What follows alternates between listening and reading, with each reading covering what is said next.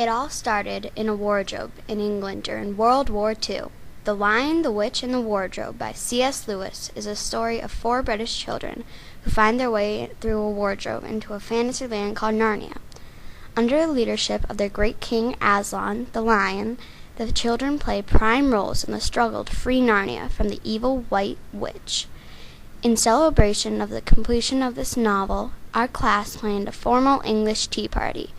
The tea party was planned in partnership with the Education Business Coalition member Paula Simpson, owner of the Carry Out Cafe.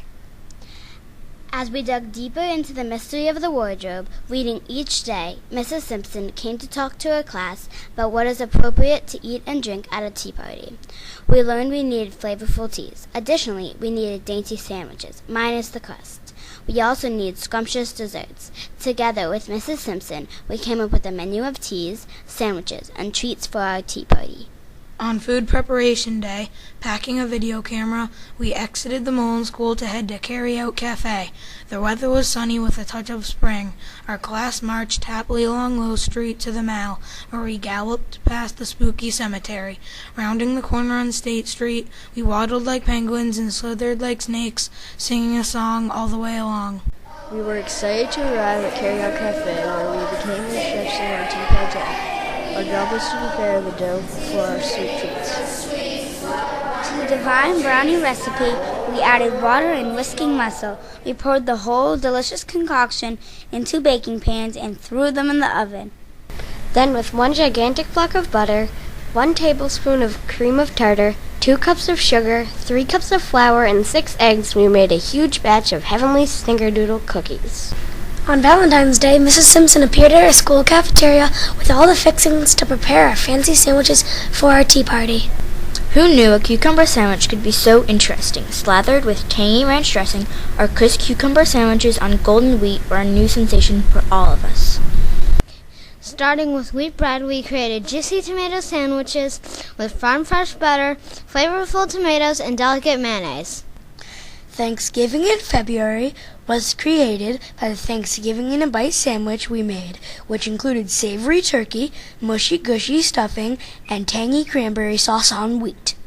Again, making use of fine fresh butter, we fashioned chunky chicken salad sandwiches with white bread and crisp lettuce. Hickory ham, sweet pickles, white bread, and sunshine yellow mustard were combined to make sensational sandwiches. We created sugar grapes by submerging green and red grapes into icy cold water and quickly rolling them in crystal sugar.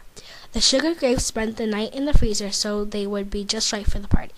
Transferring plain old cookie dough into mouth-watering snickerdoodles, we rolled them in cinnamon and lined them up on baking trays like members of a marching band. On the afternoon before the tea party, we set up the library for the big day. Reverse this room was the order of the day. Setting up the library for the tea party required class-size determination to rearrange all of the furniture, swapping 8 rectangular tables for 8 round tables, and moving 80 chairs all in less than 10 minutes. Rushing into the library, the eager young ladies dressed the table with pearl white tablecloths, bright pink napkins, and dazzling array of floral china teacups and saucers obtained from Kelly's rental.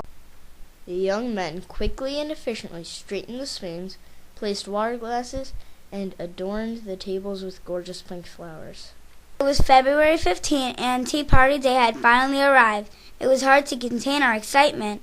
The girls were horrified about dressing up at first, but we were excited when we got to school and found everyone else all dolled up in their party best too. The boys tucked in their shirts and tied their ties, combed their hair slick for a grand surprise. It didn't last long before the gentlemen became boys again.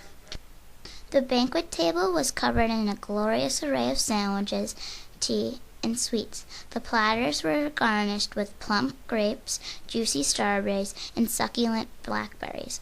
The dreamy table looked like paradise at the Molin School. What tea party would be complete without tea bread? Ours was awesome blueberry tea bread, stuffed with luscious blueberries. Cupcakes from Eat Cake were a lovely surprise, delicious from the very beginning. They were perfectly pink, much to Mrs. Levitt's dismay, because pink is not to her delight. The many teas were delicious. The peppermint was the sweetest. The chai and green were grand as well. The Earl Grey was the strongest of them all. Turkish Delight was a delicacy for Edmund and the Lion, the Witch, and the Wardrobe, but not for most of us. Too sweet, too sticky, too chewy. While we loved each and every tasty delight served at our tea party, there were a few favorites that stood out. Most students preferred the peppermint tea.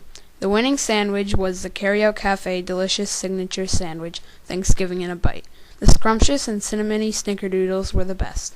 As for Turkish Delight, many replied after first taste, "Thank you, I don't care for any." Our lovely tea party was enjoyed by all. Thank you, Carryout Cafe and the Education Business Coalition.